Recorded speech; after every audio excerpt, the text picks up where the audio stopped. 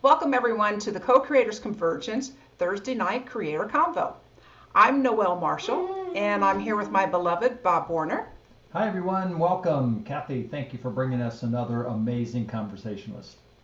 So right now what I want to do to get us started right away is I'm going to play a little video to tell you a little bit about the Co-Creators Convergence.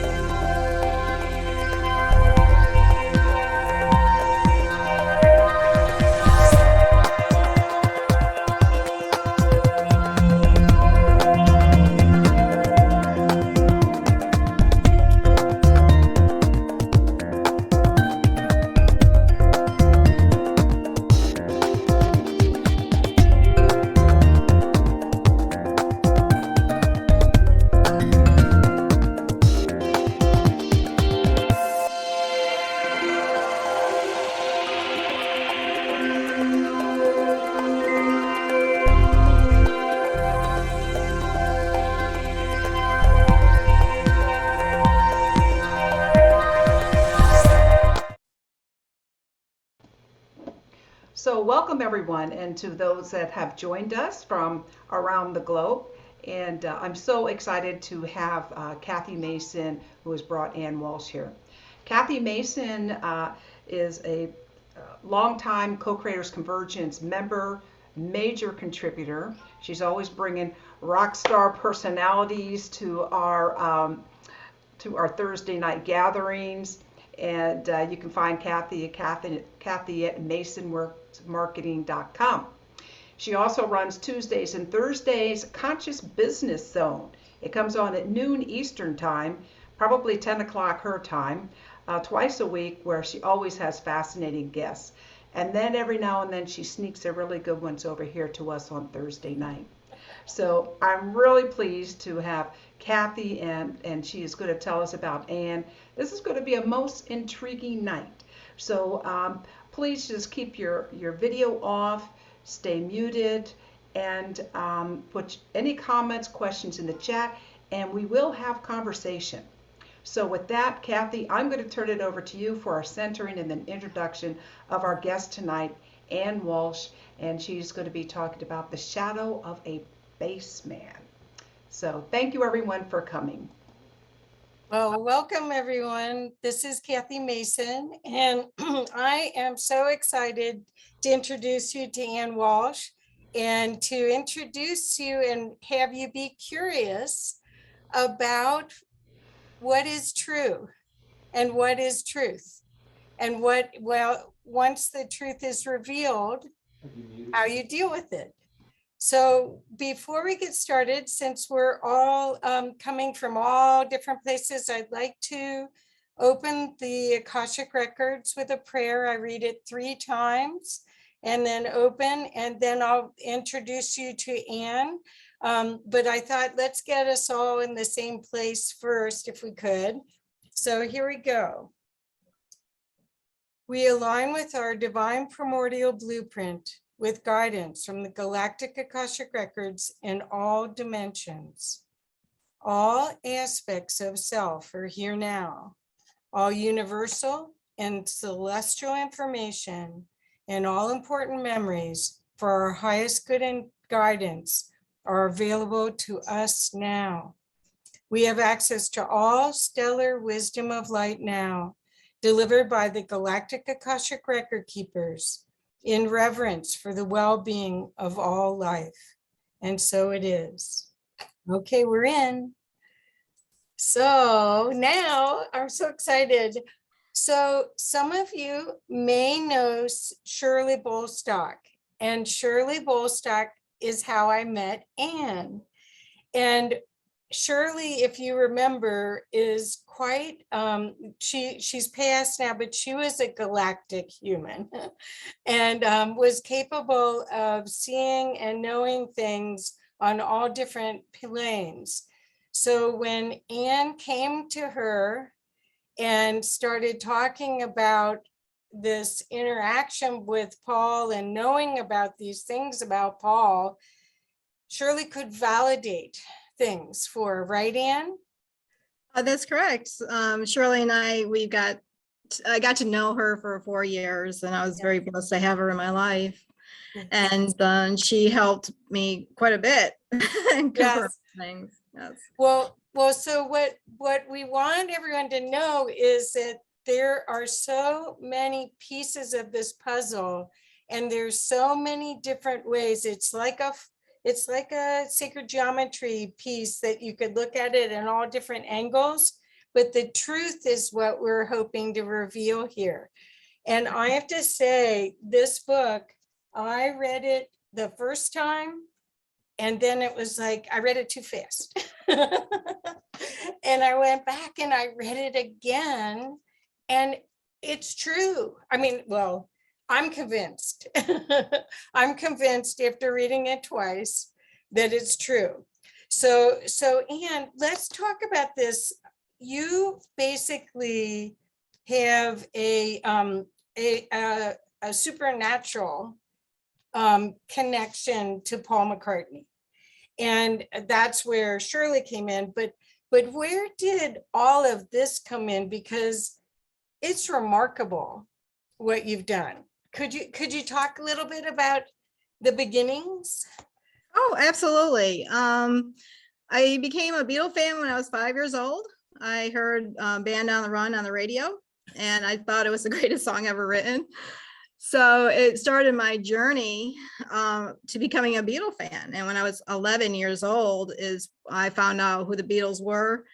And I saw a picture of Paul in 1963, and I knew he was my Beatle. You know?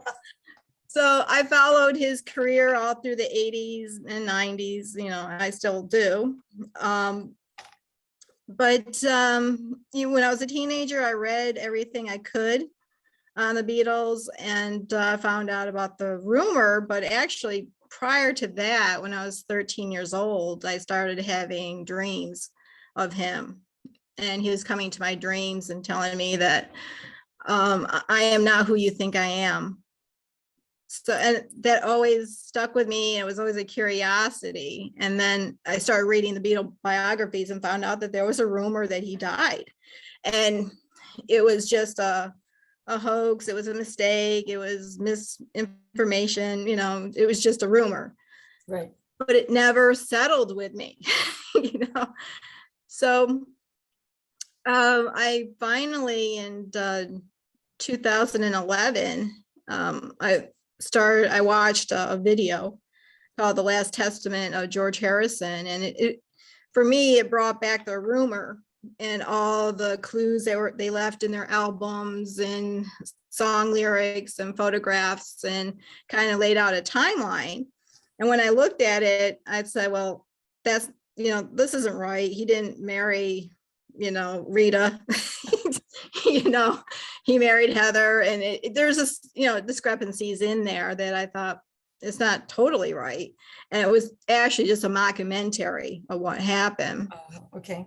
So then I have a curious mind anyways. I'm into mysteries, and anything that's a mystery, I have this urge to want to solve. So I started looking into 9/11. And after I did my research there, and I discovered for my own self, and I have my own opinions about that it was an inside job, I decided to take up Paul because he just kept coming up on my searches. So I thought, okay, there's something here. You know? So that started my journey, really. So I've been researching the Paul is dead rumor since 2011, and I got really serious about it in 2013 after I did my 9/11 research. So basically, after 6 months of research, I pretty much figured out that, yeah, there is something here. There is something to this rumor. We're not being told the truth. For one example, the rumor itself did not start in the United States in 1969. And I know I call him Sir Paul because I mean no disrespect to him, his replacement. But he, says that the United States is responsible for this rumor, and we are not. The rumor actually started in September 1966 in London. And that is confirmed by the Beatles press officer. His name was Tony Barrow, and he wrote a book called John, Paul, George, Ringo, and Me. And he states that the rumor started in London in mid-September 1966. So that's sometime between September 10th and September 20th. So that was the first topic I wanted to tackle, was where this rumor came from and how it started. And it took me a long time to be able to go back that timeline and figure it out. So in that time, in September of 66, basically Paul does disappear in history. It's hard to track him. And he's a Beatle. He was followed everywhere they went. The press followed them everywhere, and they had to know where the Beatles were at all times. And in the newspapers, they knew John was in Spain doing a movie called How I Won the War. George was away in India studying the sitar for 6 months, and Ringo was at home in London enjoying his family and his new child, new son. And the question was, where is Paul? And so, and the last photograph I have of Paul was published in September 18th, 1966 in a local newspaper, Sunday Times. And then after that, I can't find him. John did give an interview on October 7th to Look magazine, saying that he couldn't wait to get back to London to start working with Paul again on their next album. So I could say that Paul's still alive October 7th, but I don't know where he is. There's no photographs of him that I can find yet to pinpoint him in October. And when he finally does appear in public, it's November 19th, 1966, when he's coming back from Africa. And there's a vast difference, physically. And we'll show that in a little bit. Yeah. Yeah. Yeah. So I'm Yeah, sorry. So and you start doing your super sleuth. Like I think you could be a great PI. You start doing your and you're good at it.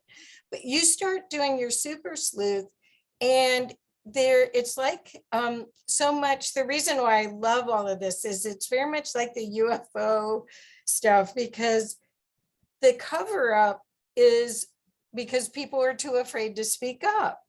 So there's all that's why I was saying in sacred geometry, there's all these different facets.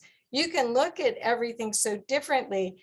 How did you cut through to find the storyline? Because this is written as a narrative, as a novel, but a historic novel. But it's, you guys, once you start reading it, you'll just go, oh my God, that makes so much sense. So how did you put the pieces together when there's so much disinformation, or let's put it this way, the storyline was well protected? I went back and I collected newspaper articles, magazine articles. I went back to original sources of the 60s. And it took me, I still collect anything I can find with, in those articles. That's the only way to find out. And in doing that, I found out what he was doing behind the scenes of Beatlemania. He wasn't just a musician. He was out there promoting, peace. He was looking for who really shot our president, John F. Kennedy. Yep. And he was going to tell the truth. He was part of a group of researchers in London that came together. They formed a council and they were investigating on their own who shot our president, and knew it was an inside job. So he even stated, and he was dropping hints also, that Oswald was not the lone shooter. An interviewer asked him, how did you feel when you found out that our president, John F. Kennedy, was shot? And he said, well, those idiots. And well, idiots is plural, that's two. So if Oswald was the lone shooter, then it would have been that idiot. Right. But he said those idiots. So it was those little, statements that he was making to try to convey that we weren't being told the truth. And he was also very involved. He was against war, and he was talking against the Vietnam War, not specifically Vietnam War. They just said they were against war. And then we had war going on. And then they were very pro civil rights over here. They were the first band to come out and publicly state that they were not going to play to a segregated audience, Right. which caused a lot of problems for them down in the southern states. Yep. So they had a lot of courage, and Paul not only stated those things, but he also demonstrated it to other people. And some people it didn't go over well, and it caused the Beatles problems when they toured the southern states. They couldn't get police protection. The police said, well, we're here to protect the public, not 4 band members. That's up to their management. And when you only have 2 roadies to protect 4 Beatles against a mob of thousands, how do you manage that? Yep. And then they go to the hotel, and the hotels are telling them, yeah, you're not going to be staying here. Go find someplace else to stay.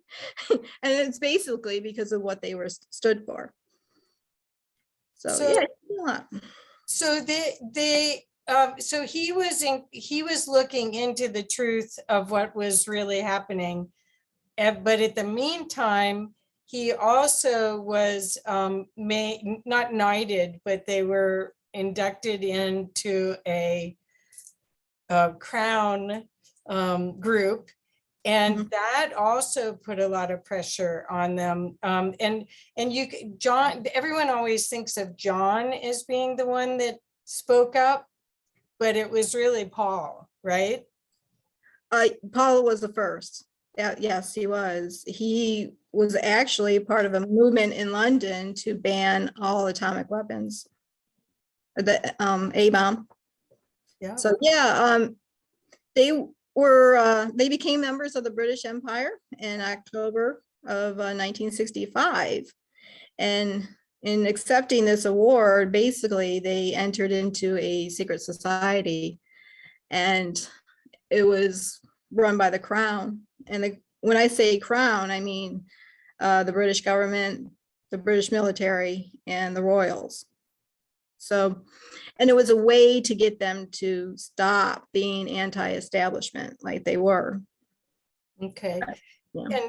And I want to bring up something you also educated me on, that the Beatles at this time in the 60s were the biggest export that England had in the world. So they were a very important asset for the crown, for the empire, to keep them going strong and working within the system. Let's put it that way, right? That is correct. Yes, they were the largest export that England had at that time. Mhm. Right. So that when people ask about what's going on and why would they even consider going to all the trouble to replace Paul in 1967, late 66, 67, you have to understand that it wasn't just, it was an economic decision, right? Yes, it was part of the economic, yes. They had to keep going. They were the ones making the crown rich. Yes, and absolutely. And they were making other people rich and not themselves. And Right. I was very surprised when I found out that the Beatles, when they paid their taxes, they paid over 90% of what they earned in taxes. Wow. Yeah. And then their manager, Brian Epstein, was pilfering a lot of their money too, right? He had gambling debts. See, a lot of these things are in the book that Anne and Mary Ann have found. Well, I guess Anne's the super sleuth, but found to give you a worldview on what was really happening. I mean, so I'd say it's Jeffrey Epstein, and I said Brian. Jeffrey Epstein is not related to Brian Epstein. No. Thank you for the question, though. Thank you. Okay, I thought maybe I said it wrong. But they do have similarities. Oh, so okay, they're both gay. Well, Oh, Epstein, Jeffrey, had the pedophile ring going on, and Brian Epstein was part of a pedophile ring in England at that time, the Jimmy Savile pedophile ring that was being run by the Crays. Okay. They were a mob.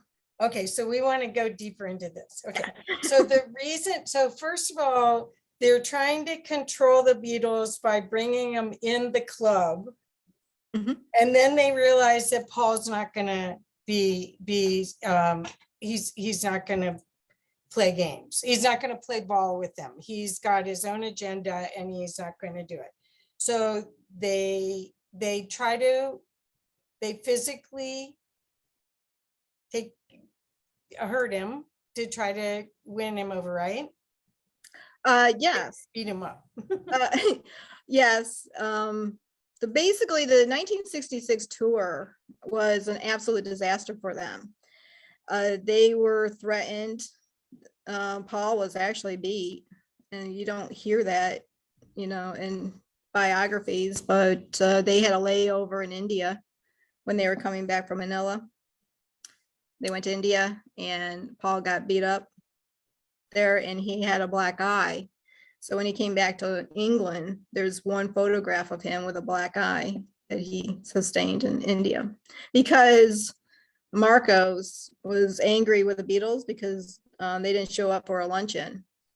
So, and they didn't know about it. They got the invitation late. The Beatles didn't know about it.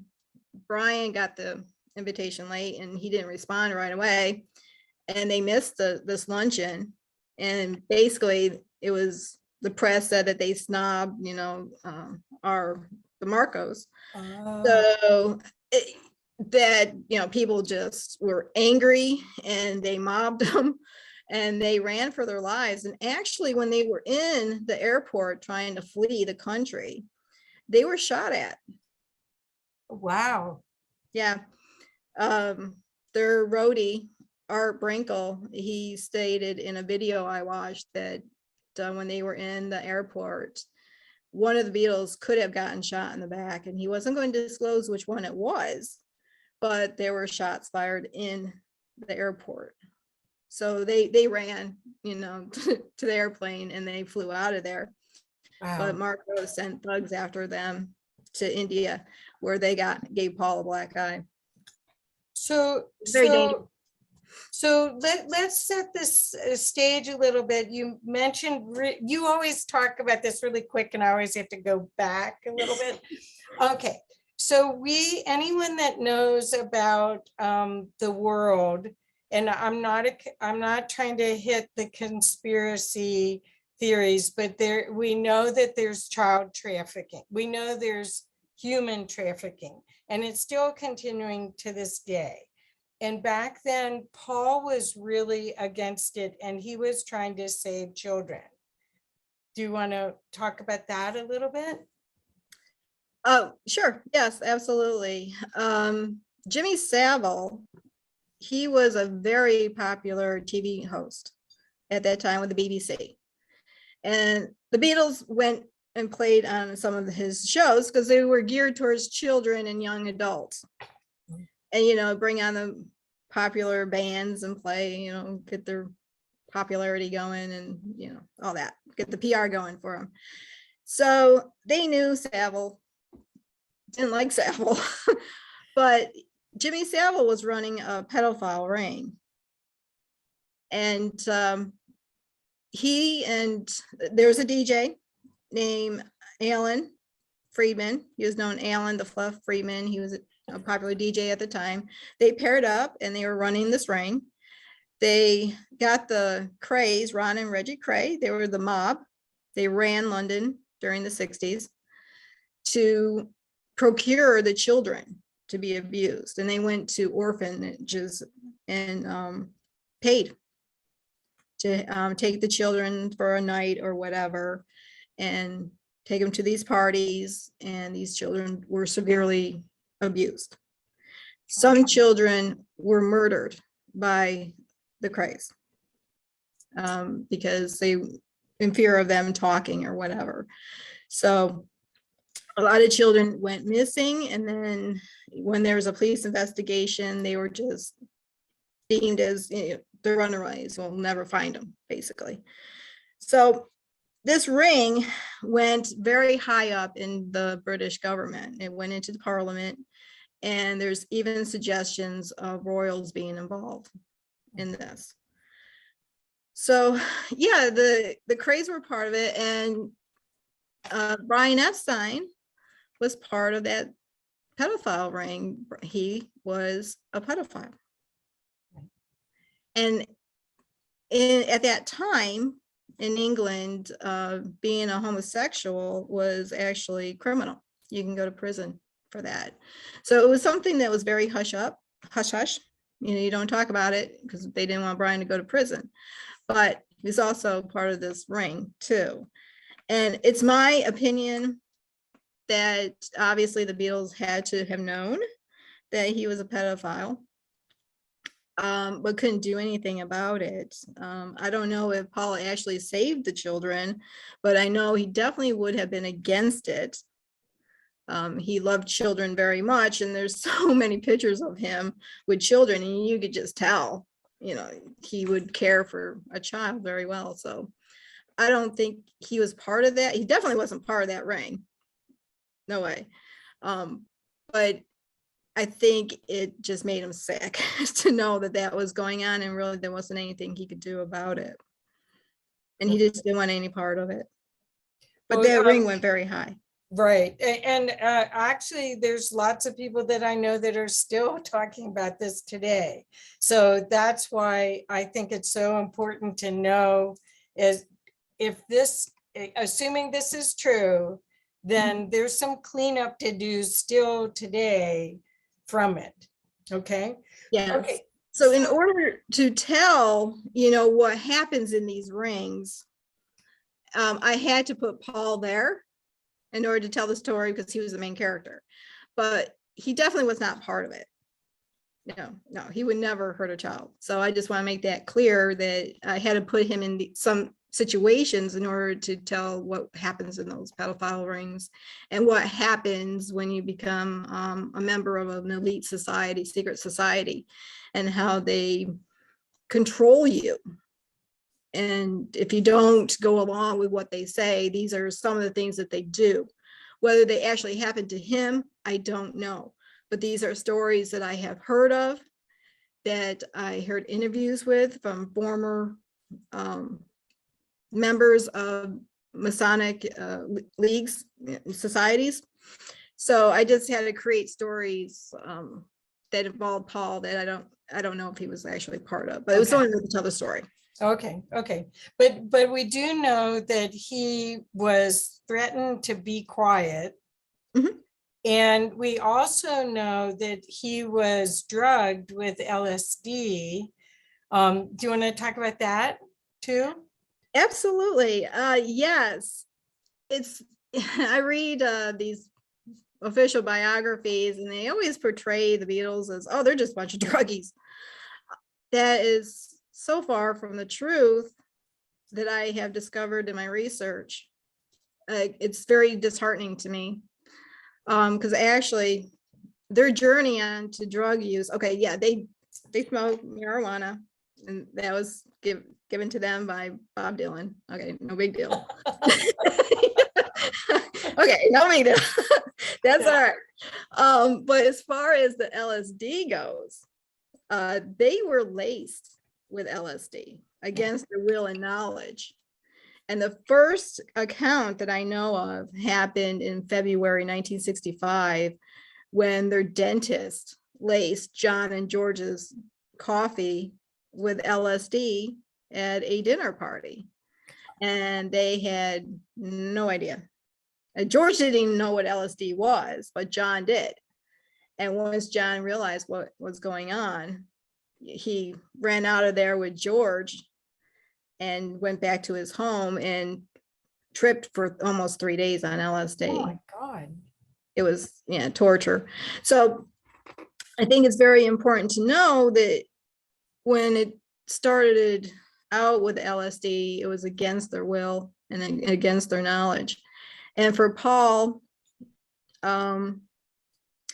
he was laced in December of 65 at a private party of Tara Brown. He was a friend of his, and his wife laced him with LSD in his tea, because everybody knew that Paul liked 2 lumps of sugar in his tea. Well, yeah, we'll get there. That was the motivation, actually, to control them. Well, also the next part of what we're going to find out is that the agenda was, remember how everyone called it the British invasion? Well, why don't you go to that too, after talking about the LSD, talk about the British invasion, if you would. Oh, sure. The LSD, yeah, what was the motivation for that? Basically to get them to shut up, to let them know who's really in control. There was a mind control program going on at that time, and I believe it has something to do with frequencies in music that they were also against. So it was a way to get them to be quiet. It was also, if they continued being anti-establishment, they could use it against them to discredit their credibility, you know, to discredit them, basically. But they had to be careful with that, because they were the main, you know, financial resources they had. So yeah, basically it was, I think it was to control them, to get them to shut up and let them know. It's like a threat. It was a threat against them. And then eventually at some point, they did it voluntarily, you know, George and John particularly. And John's drug use really didn't kick in until 67, early 67, when he started having depression, which started in September of 66. His depression started coming in to play. So, and then he was taking a lot of drugs to ease his pain. Right. So, yeah. And as far as heroin goes, that's another thing. In 1964, they were getting an award It was called the Silver Heart Award because they were the entertainers of the year for 1963. Uh-huh.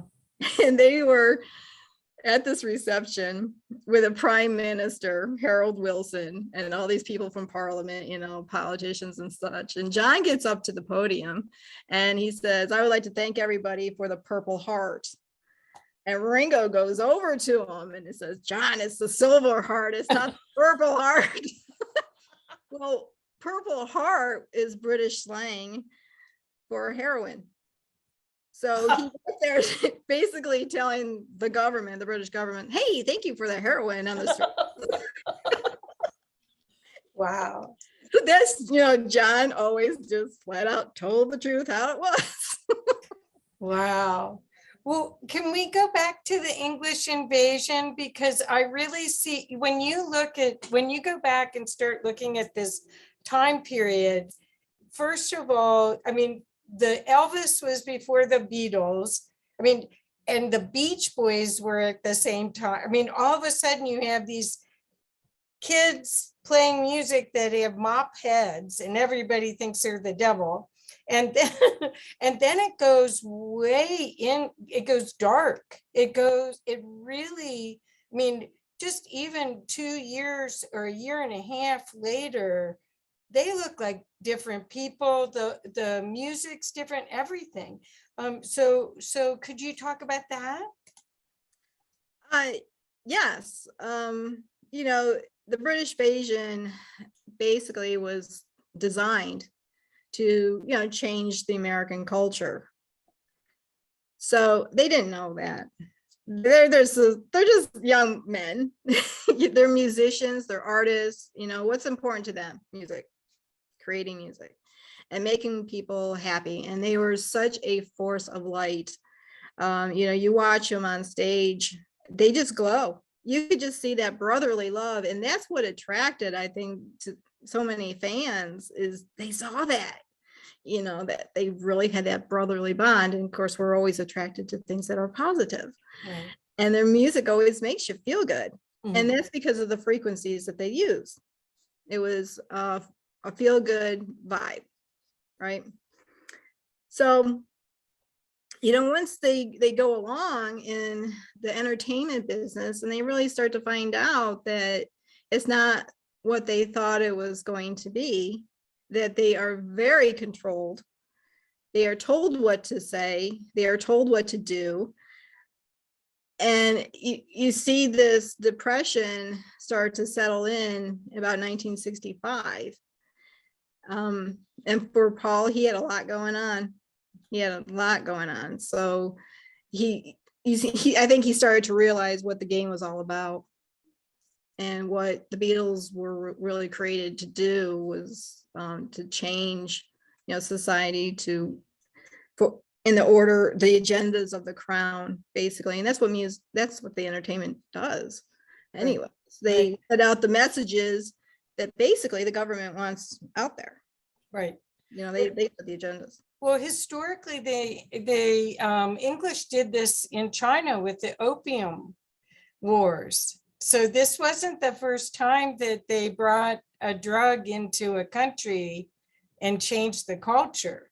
So and that's in your book too. That's part of the storyline, and it's and to me it was like, yeah, that I couldn't figure out why they went from happy-go-lucky, like Beach Boy kind of, let's go surfing, let's go find girls, oh, I love you so, to this dark. I mean, it really changed their music quickly. It was a reflection of what they were going through. And LSD was created by the Nazis. And it was used on victims in the concentration camps. They experimented on these people, and it's horrible. And so after World War II, you know, the United States brought over a lot of the Nazi scientists through Operation Paperclip. That's right. And, you know, doctors, scientists, engineers, you know, and basically they started our CIA. Right. The former Nazi spies, agents, intel, because they were advanced in espionage. Wow.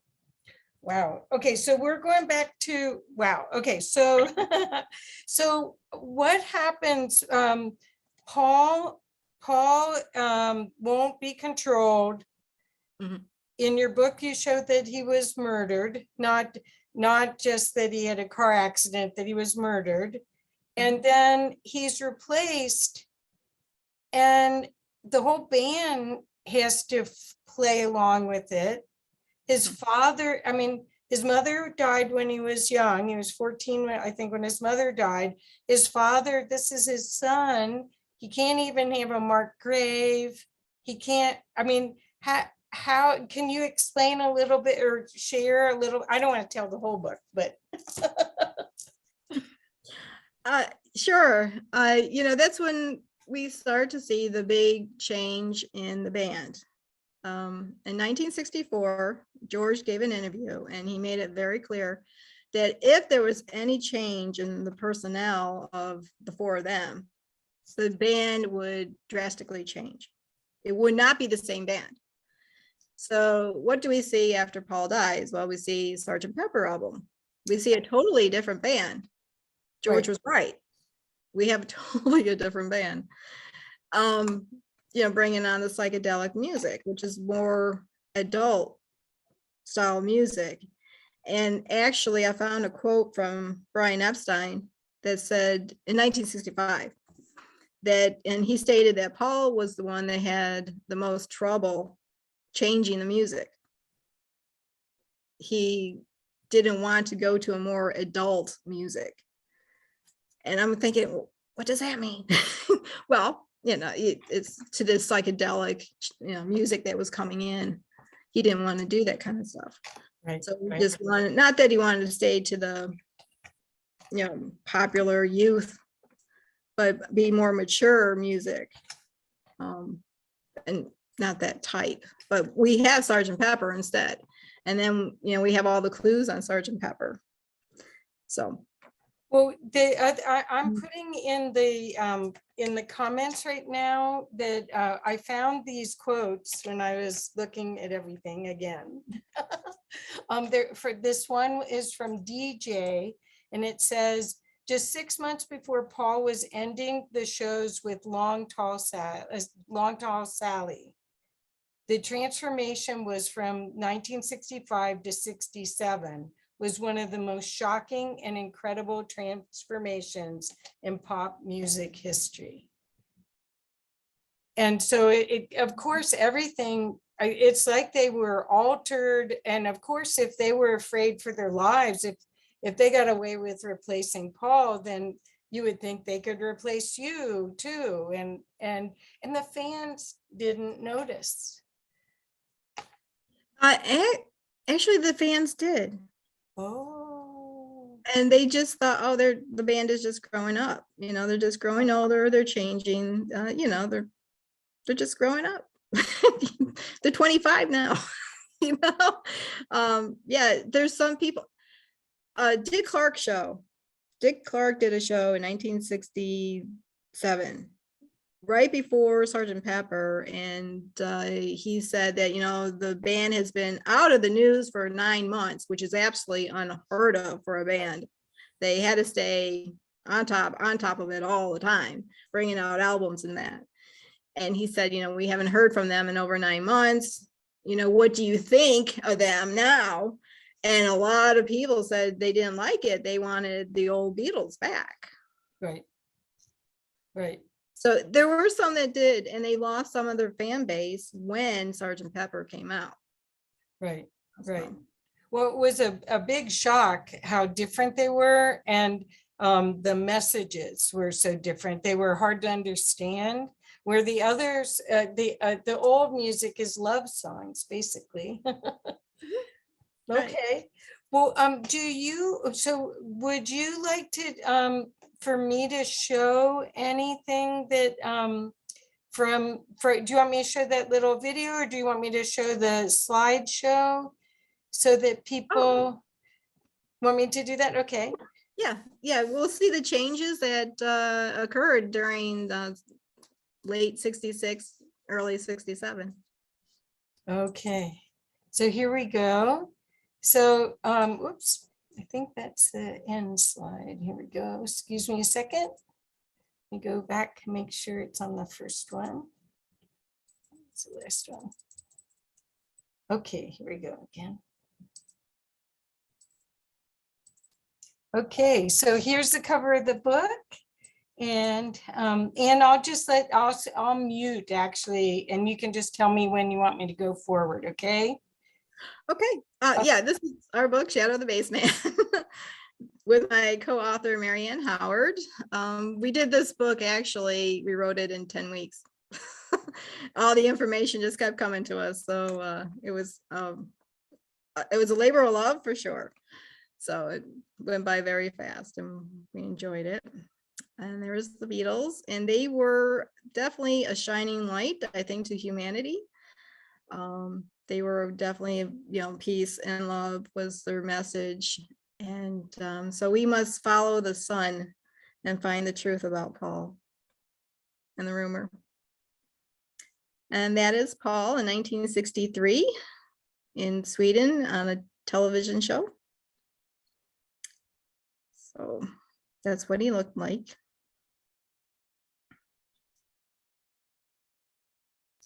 And apparently back then, Lil Babs, the first name, she was very, very successful. She was a big star, and she discovered them and brought them on her show in Sweden, is what it was in Wikipedia. Okay, I'll be quiet now. Oh, no, I'm glad. That's great. That's a nice picture of them all together. And that's the Beatles coming off the plane in New York City, their first visit to the United States in February 7th, 1964, 2 days before they did the Ed Sullivan Show. And there's Paul, always waving, smiling, happy. He's a very jovial, good-natured person, very humble, kind-hearted person, had a very good heart. Yeah, loved by many. He was known as the friendliest Beatle also, so he attracted, people, especially reporters, found it very easy to talk to him. So, and there he is on Dutch TV, 1964.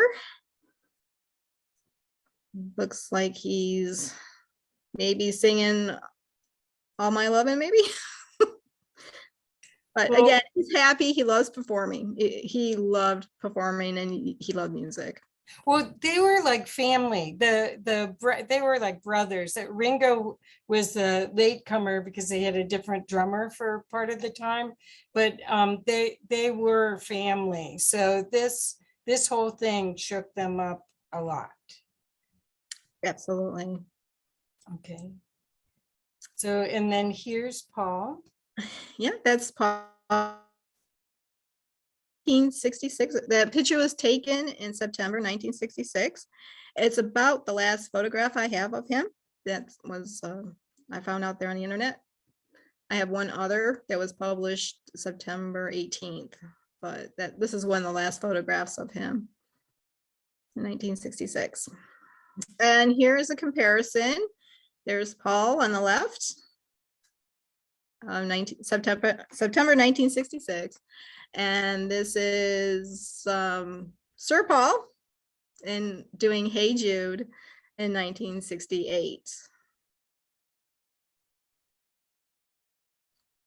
So, well, I want to bring everyone's attention to the eye color and the face. This is a different face.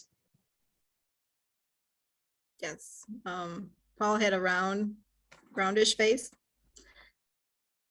And John said that Paul's face grew long. So. Okay, so I'll keep going. Yeah, that's fine. And that's Paul, 1963. And I'm pretty sure that's 1967, about that time on the right-hand side. So we're talking about 4 years difference there. Different face. Yeah. Different personalities also. Yes. He became after 1966, he became very controlling and arrogant and thought very highly of himself. So Well, that's before the then, one. wasn't John was kind of the leader of the band, and then Paul would ring him in kind of with fun. And then after in 67, then all of a sudden Sir Paul is the lead, right? Yeah, Paul gave John the title of Chief Beatle in 1964 when they were asked, who's the leader of the band? And he says, well, we really don't have a leader, but if we were to have one, John is the Chief Beatle because he founded the band, and Paul respected that. And I think it's right. There wasn't really a leader. It was a shared responsibility. They were the songwriters. They had to make the hits.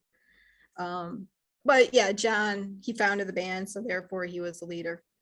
Right. And they did such incredible music together. They composed like in 2 hours, they could sit in a corner and come up with a song. It's amazing. Yeah, and John stated before he passed that he only had two partners in his life, and Paul McCartney was the first and Yoko was the second. Oh, wow. Wow, cool. So, yeah. Okay, so one other thing I wanted to ask you to bring up is about, once we talk about this a little bit, is fingerprints. Okay. Sure. Okay, so here's the height difference. This is Paul, about 1964. And this is Sir Paul, 1980. This photograph came from his video Coming Up, where he plays Beatle Paul. And one thing that struck me was the bass guitar, where the strap is on the bass guitar. Paul had the strap very close to the body of the guitar, where Sir Paul has it up near the higher on the neck. So a little bit of difference there, but officially, Sir Paul is height is 6'1". His stepsister Ruth stated that his height is 6'2". If you go back to 1964 and you get those bubblegum cards, or you read any fan magazine, whatever, Paul is listed at 5'11". So we have 3-4 inches difference in height there. But I actually think that Paul was a little bit shorter than 5'11". And the reason why I say this, because in 1963, they went to Dublin, then they did a concert. And Dublin celebrated the Beatles coming there, their 50th anniversary of coming there. And they donated their suits that they wore at the concert to this museum. Oh. Yeah, and the caretaker told a reporter that actually the Beatles were shorter than what we think. George's inseam was only like 29 inches. Wow. Yeah, and I think Paul was about 30-inch inseam with a 30-inch waist. So, and also the plumber for John Lennon, before he died, stated that he was very surprised that John was shorter than he thought, and he was smaller in stature. So the Beatles, I think, were smaller framed than what we believe to be. Right, but they seem bigger than life. If they are. Yeah. Right. Wow. So, Okay. anyways, we have the height difference here of about, maybe 3 inches or so. And when Paul died, that's okay. When Paul passed, he was 24 years old. So it's highly unlikely that he suddenly grew 3 inches. Pretty much his growth spurt was over with, I think. Right. Well, and they actually, you could see how they positioned them in the band to hide his height. And like on the Abbey Road cover, he's without shoes on so that he can seem like he's the same height as everyone else.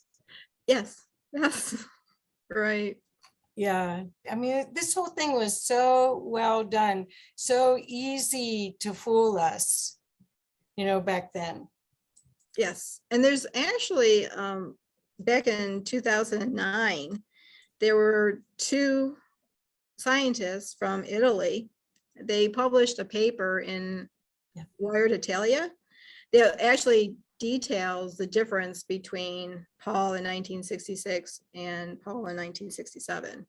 And they really give a great detail of all the differences in the ears, the nose, the distance between the nose and the upper lip, the chin, the eye placement. It's a very good article. If somebody can find that and read it, it's very interesting. It's Wired Italia. Yeah, I saw it today when I was looking. It's a forensic. Yeah. Yeah, well, they showed diagrams and lines on the face and everything. Right. So this photograph, thank you for doing this, Kathy, because this is very important. This is Paul 1964. And the upper Sir Paul was taken in December 1966. And the bottom photograph was taken in April of 67. So you can, again, see the differences, I hope. Right, and the black eye. Yes, I don't know how Paul got that black eye. I have 3 photographs that shows facial injuries that he sustained. And this is one of them. And this happened in June of 64. I cannot find any information at this time as to what happened and why he got that. The black eye, again, that he got in 66 was in India after the Manila incident. And then there's another one where he has facial injuries to his upper lip and his eyebrow. Right. And he stated that he was in a moped accident going 30 miles an hour and he fell off his moped and sustained facial injuries. But if you're going 30 miles an hour not wearing a helmet, Yeah. got some questions there. So that was just a made-up excuse, in other words. Yeah, that could have been a made-up excuse. Another thing I found interesting when I read the story was he had to have stitches on his upper lip, and he refused to have any Novocaine or any anesthetic to sew it up. He took nothing for pain to sew that up, to numb it up. He had a fear of doctors. And there's a reason for that. And I believe that he knew that doctors at that time were supplying wealthy people with opiates and, doing funny things. So illegal things. So Yeah. I think he developed a distrust towards doctors. And actually his girlfriend at the time, Jane Asher, her father was a doctor. He was a psychiatrist. He specialized in hypnosis. I think he did not trust Dr. Asher for some reason. I think there's some funny things going on behind the scenes. Wow. Because I read an account where Paul had just a cold, a sinus infection, and Dr. Asher wanted to give him just a nasal spray to help relieve his sinus infection, and he absolutely refused. He wasn't going to take anything. So there's questions there of what really Dr. Asher was about. Well, we want to make sure that everyone can go. I put it in the comments a couple of times. Go to the website so that you can find out more, but we're not quite done yet. And there's plenty of time for questions. But we want to make sure that let me stop sharing a second. Okay, so this is great. That's great. Noelle says, how could they find such a good match that quick and so talented? didn't. I believe that Sir Paul was trained, and it was in the makings for quite a long time. I think they knew pretty much early on that they were going to have a problem with Paul. Just, look at 64 and the things that they were saying about the anti-war and Segregation. pro civil rights and their social and political issues. And I believe that they knew that they were going to have problems with him. So plans were already drawn up to, just in case he doesn't get in line, we have to have plan B. And Sir Paul was plan B.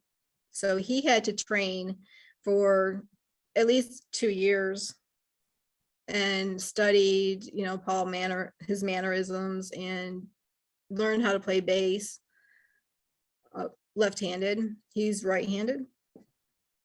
And so, yeah, it's a making. It takes a long time to replace somebody. It's not easy just to say, just to bring somebody in, and you can't do that. You can't just replace a band member. You can't replace anybody, but you definitely can't replace a Beatle that quick. He was just so popular internationally. So it was in the making, probably from the get-go, I would imagine. Wow. Okay, so I want to go back to the fingerprints, if you could, because right now we're talking about you collecting information and putting pieces of a puzzle together, but there really is proof. This is not hearsay. There's lots of proof that once they put, just like Anne was saying about the teeth and the jaw, and once they start putting pieces of the puzzle together, there's a lot of things that don't add up. Right. So in 1980, Sir Paul was busted for marijuana in Japan. So Interpol took his fingerprints and discovered that his fingerprints from 1980 did not match his fingerprints when he was arrested in 1960 on charges of arson in Germany. Now, that incident has been blown out of proportion.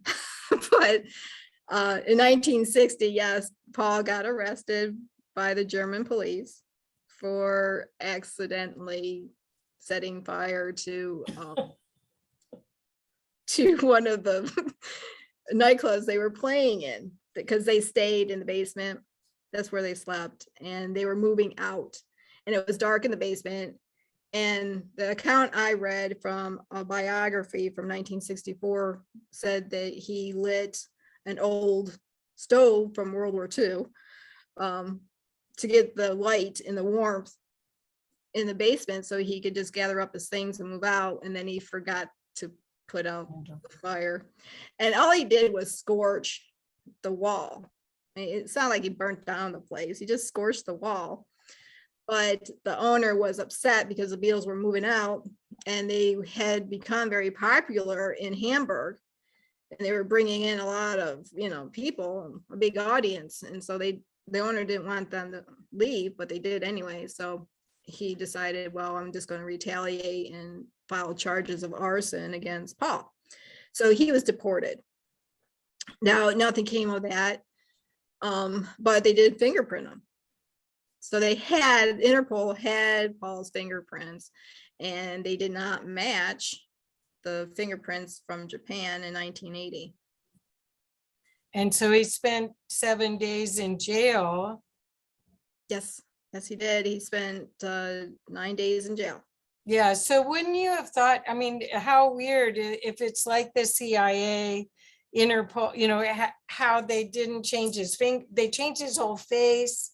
They changed everything about him. Why did they not change his fingerprints? That wild. Yeah. But he could almost still be in Japan in that jail if the English government wouldn't have.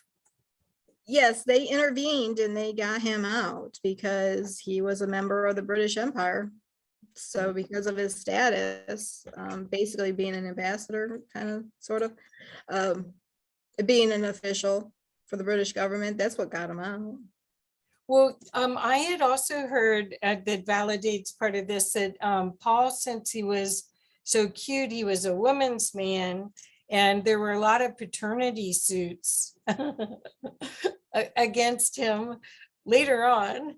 And what happened in several cases was the woman showed up at in court, and she looked at Paul, Sir Paul, fake Paul, and said, "That's not Paul McCartney. That's not who I slept with. That's not the father." And then they threw out the paternity suits.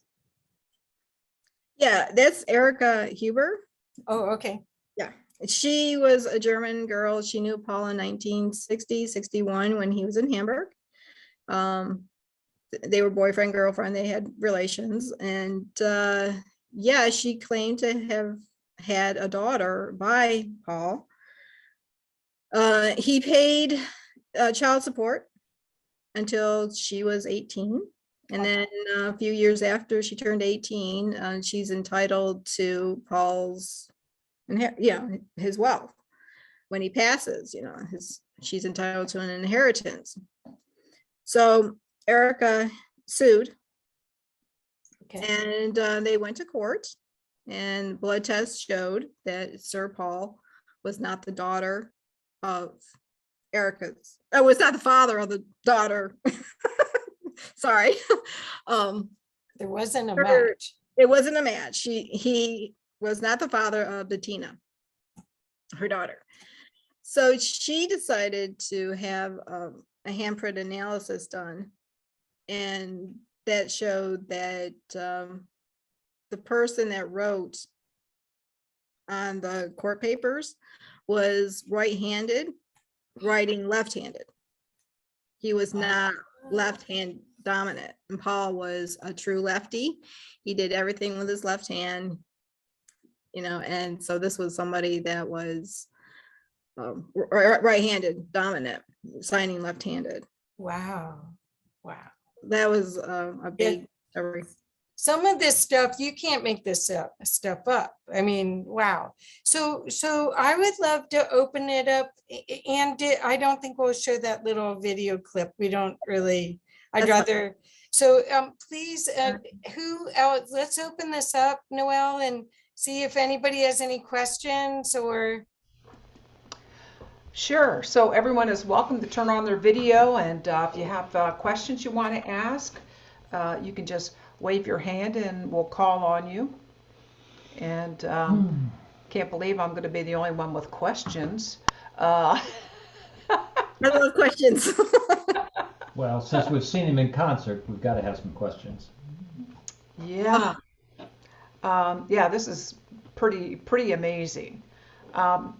So I guess, what I guess am curious about is all the songs that Paul wrote after he died.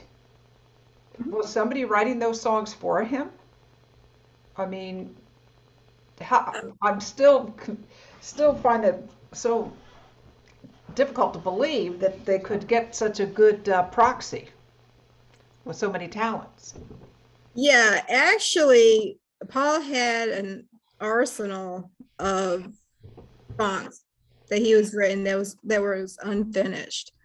One of them actually, it's on the Let It Be album. It's called One After 909. That song was actually, they did that song in the early days back in Liverpool in the Cavern Club. So some of the songs that they did in the late Beatles, they actually were already playing in the Cavern Club. They were just bringing them, finally put them on record. So I think Blackbird, I had an analysis done on Blackbird, and that was Paul's handwriting. So that's probably one of his unfinished songs, possibly. He was very prophetic. I mean, he wrote all the time. He wrote his thoughts. He had a journal, and he would write his thoughts in a journal. He would write, lyrics tunes that came into his head. He was just constantly writing. He was a magnet for creativity, music wise. So I truly believe that they just took his songs that were unfinished and finished it for him. And that's what we see in the later Beatles. Granted, I'm sure Sir Paul added some of his own songs in there. And then, of course, he went on to make Wings and did his own stuff. But I think out of respect for Paul, they finished some of the songs that he had. And an actual account, one of the sound engineers for the Beatles said that they had so much material that they could release an album for the next 40 years. That's how much material John and Paul had together. So they had hundreds of songs that they could, play off of. Good question. So anyone else have a question?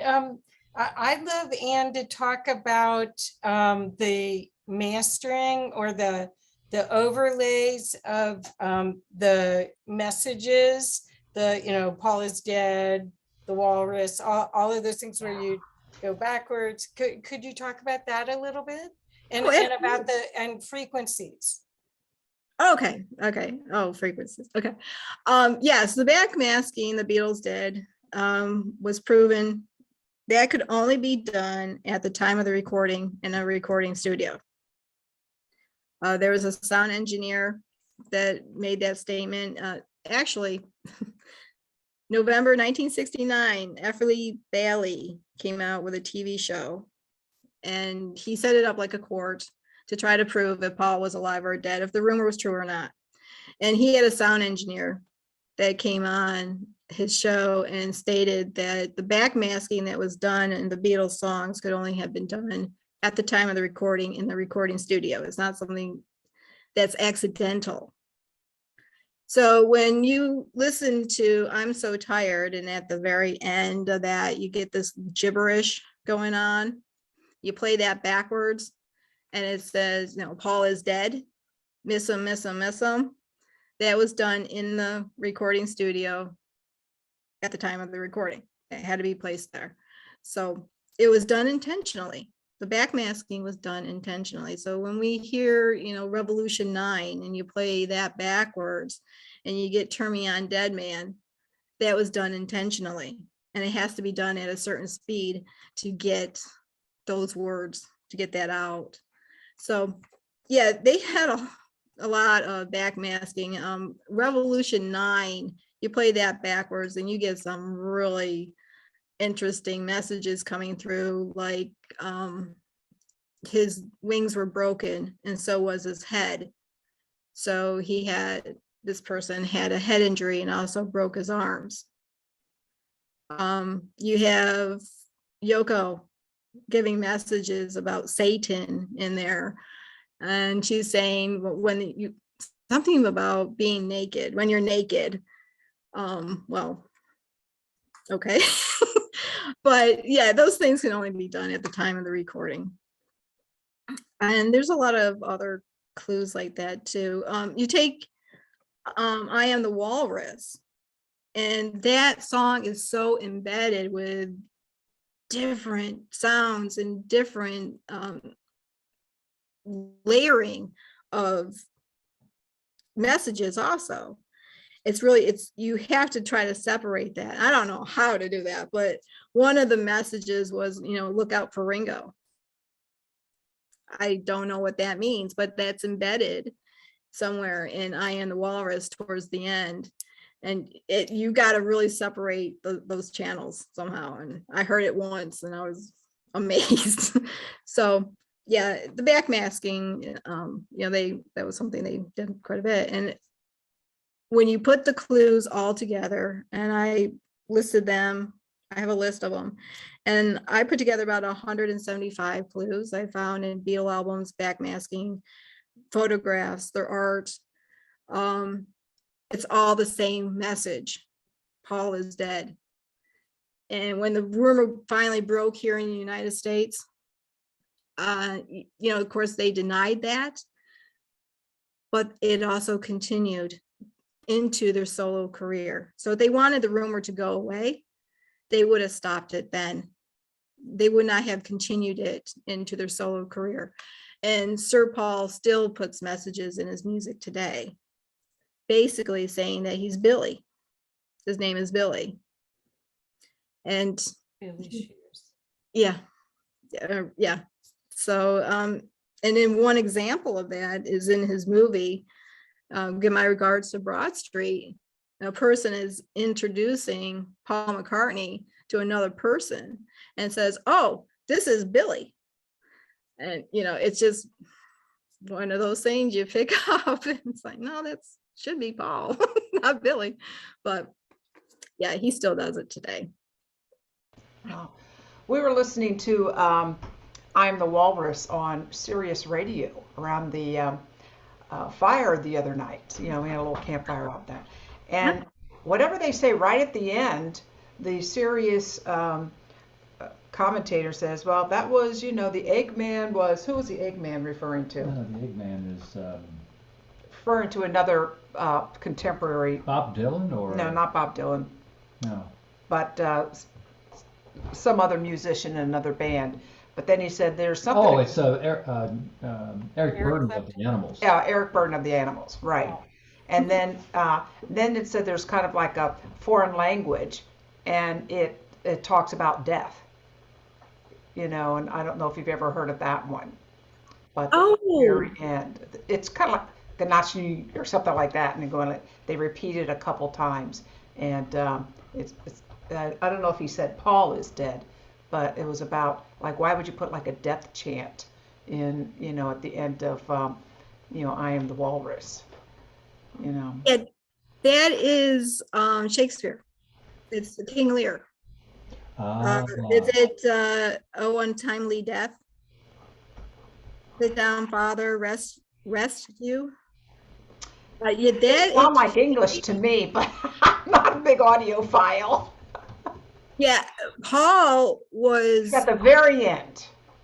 At the very end, yeah, that is King Lear from William Shakespeare. And Paul loved Shakespeare, and he could recite Shakespeare. It's amazing. His brain is incredible. He's such a genius. But if you watch A Hard Day's Night, he recites Shakespeare in A Hard Day's Night. But yeah, that's the death scene in King Lear. Oh, maybe that's what he was talking about. Wow. Yes. Yeah, that's in I Am the Walrus. Mm-hmm. Well, they were pretty brave to put all those clues in there. Assuming Paul was murdered, they all had to be silent. They had to play along. So you can imagine them trying to get back, incorrigible use, trying to get back at the system by putting all these clues in art and in the music any way they could to try to shake it up. Well, what about Yoko? She's still around, and does she give any credence to any of this, or what do you know about that relationship, or was she later than that? I'm not, like I said, audiophile, so I don't know all these time sequences. Yoko, yeah. Well, let me put it this way. Julian Lennon said that Yoko was out to get John. That was her goal. And she knew exactly what she was doing when this happened. Now, I saw an interview with Sir Paul on the Howard Stern show where he was talking about Yoko. And he said that he knew Yoko about a year before John did. And so John met Yoko in November 1966. So if you go back a year, that's about November 65. And Sir Paul said Yoko would come over to his house and spend the evening. Okay. And then he got sick of her and sent her off to John because that's who she wanted anyways. But the problem with that story is Paul didn't have a house. Paul bought a house in April of 65, but he did not move in until April of 66 because he was renovating his home. So his home was under renovation, yet you have Sir Paul saying that Yoko was coming over to his house. So it can't be Paul and at Paul's house because it was under renovation.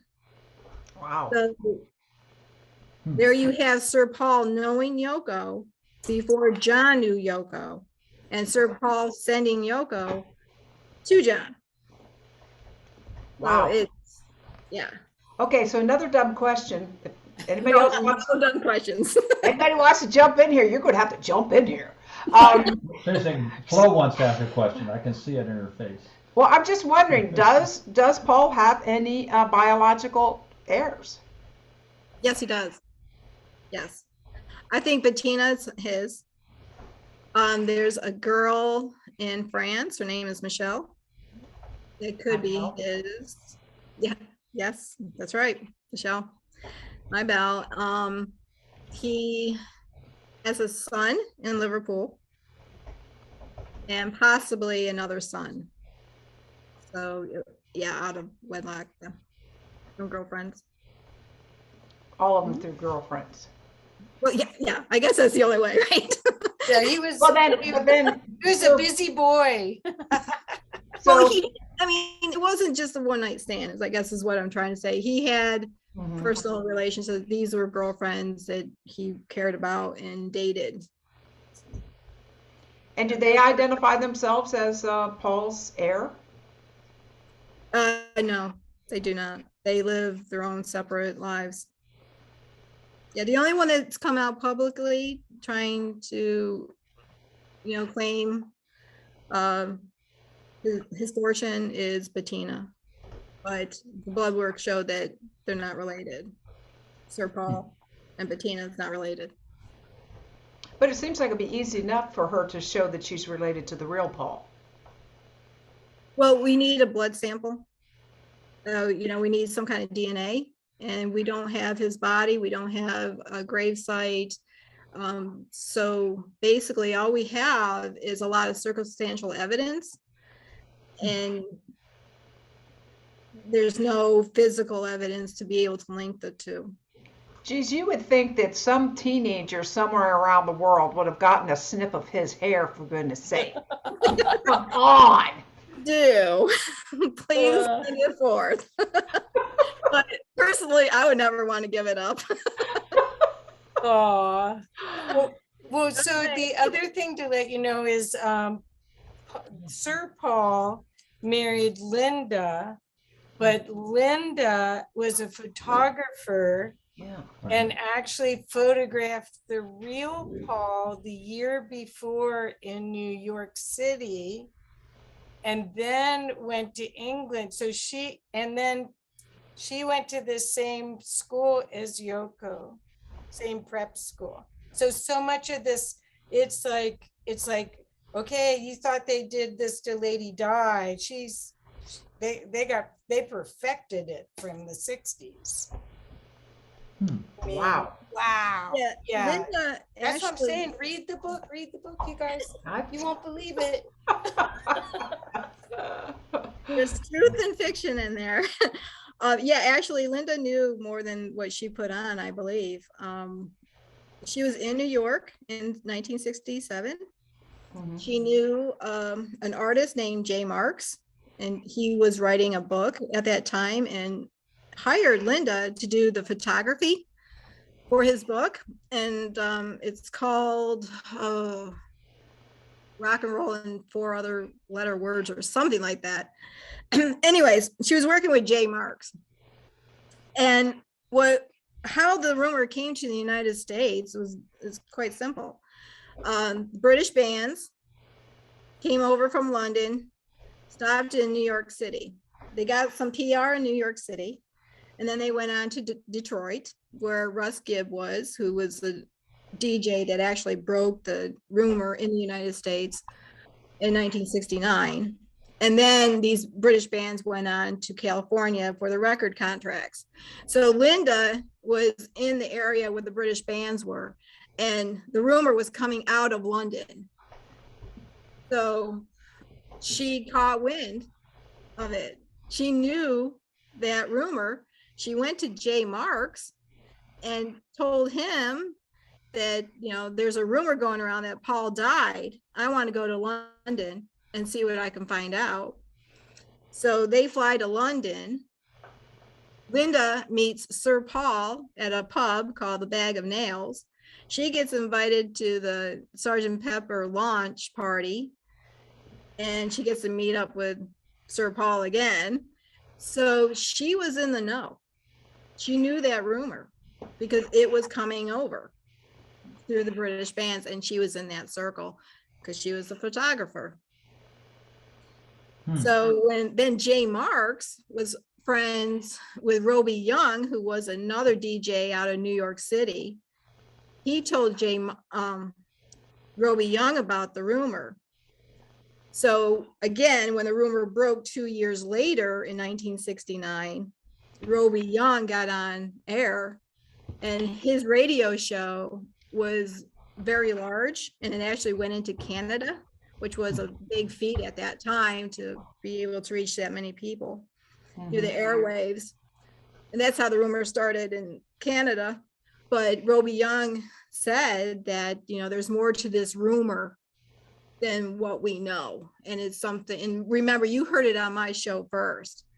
And then he was fired on air for spreading the rumor. Wow. Wow. So I believe that Russ Gibb in Detroit, Michigan, knew about the rumor before it actually broke.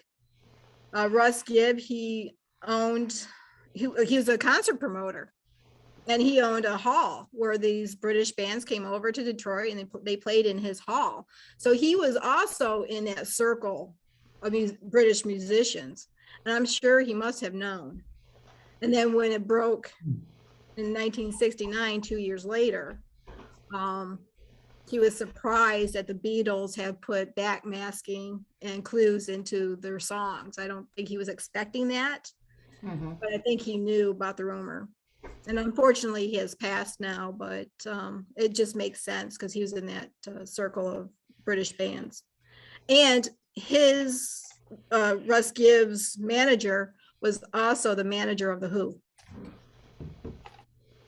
Okay, Bob So wants he to said this jump whole No, Oh, okay.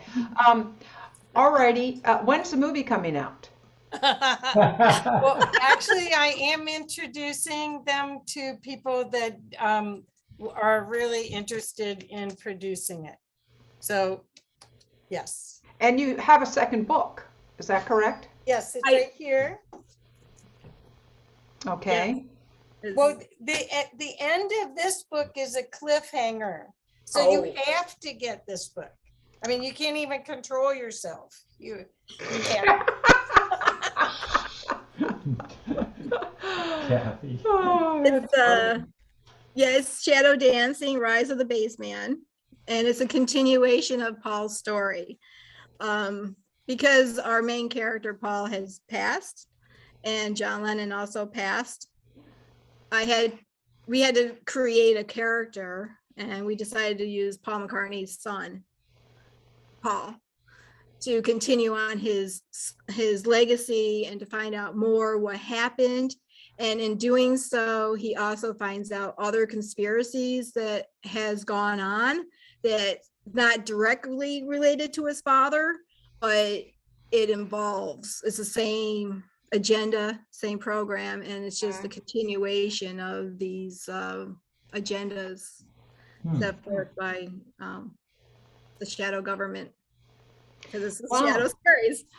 So You need to get on Beyond Belief with George Norrie. Yeah. He We recently, could talk about that. Well, I did put some YouTube links Yeah, in, and we were going to show one of them, but this worked out so much better. Thank you so much, Anne. And you guys, the more that you start reading this, what we want to do is we just want to make everyone conscious and aware of their choices and to question the narrative, because this is what we're seeing is this book. This one is really brings up so many different things that, oh my, I never thought of it that way. that it really does. It's powerful. Because I mean, it's a big book for me to read it it is. twice. Exactly. And it's dog-eared. But anyway. Does David Icke know all about this? I don't know, probably. I'm sure he would have his own version of it because of Yeah. Lady Di. Flo has her hand up. Okay, Flo, Okay. you got the floor. Which hands? You've got all those hands, Flo. Unmute yourself. You're beautiful.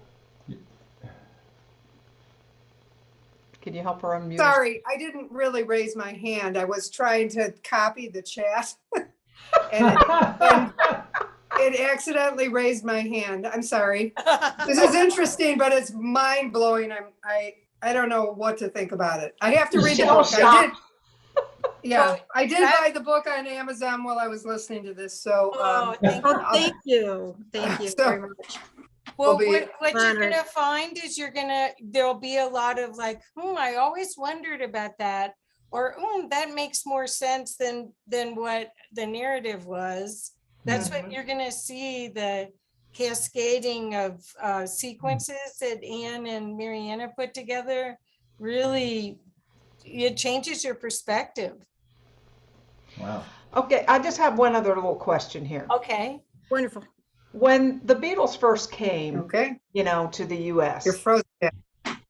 and I'm frozen, and they're screaming and crying and all this kind of stuff, and I kind of looked at it. I did not like the Beatles. I love them. I said, what the hell is this nonsense? I mean, I was just like, I did not get it. But I'm wondering now, looking back, you talked about the frequency and how it changed.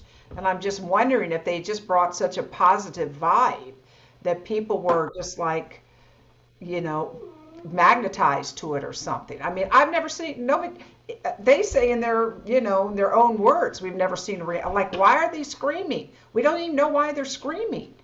And that used to make me so angry because I couldn't hear them when that happened. yeah, they couldn't hear couldn't hear themselves. No.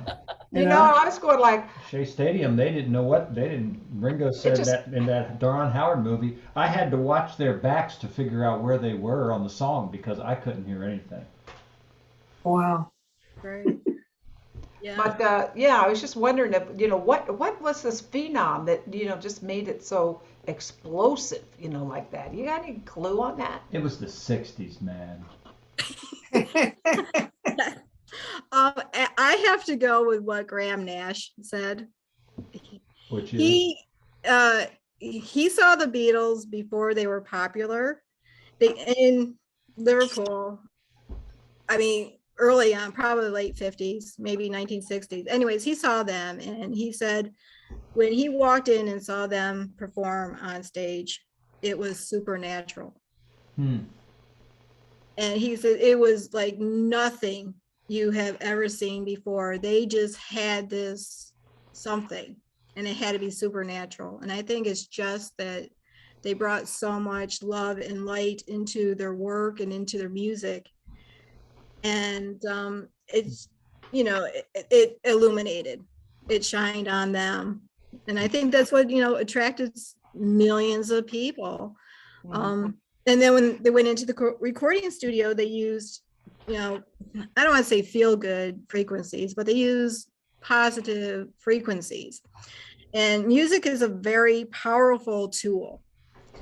It could be something very spiritual for you. It could be something to make you feel good, but it also can make you feel bad too. Music plays a very strong role in our lives. You take a movie, take a scary movie, they're going to put some scary music in there to give you that feeling of fright, right? Yeah. You listen to I Want to Hold Your Hand, you just want to get up and dance with somebody, so it's that frequencies, it's the sound. Yeah, and they just mastered that. So I like them. Yeah, said. They had two songs I did not like, Cold Turkey and Helter Skelter, but the rest of them have really been like the soundtrack of my life. So yeah. Yes. Yeah. Beautiful. beautiful.